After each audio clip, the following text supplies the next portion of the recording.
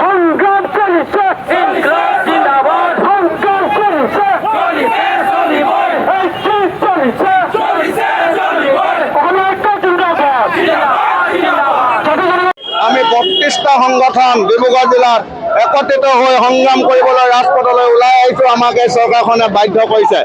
আমাৰ এই অসমত অসমীয়া অকল দপদপনিয়ে চলিব, অনা অসমীয়া দপদপনি কেতিয়াও নচলে। আমি সহ্য কৰিব নোৱাৰোঁ।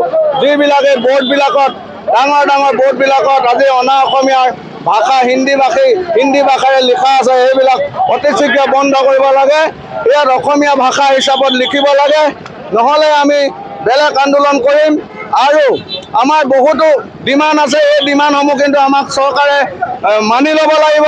যদি নামানে আমি লাখ লাখ হাজাৰ হাজাৰ অসমীয়া ৰাইজ অসমত আন্দোলন কৰিবলৈ পুনৰবাৰ আমি বাধ্য হ'ম। অসমত আমাৰ নাৰী অত্যাচাৰ কেতিয়াও নচলে, এইটো সহ্য কৰিব নোৱাৰোঁ। আমাক ভূমি অধিকাৰ লাগিব।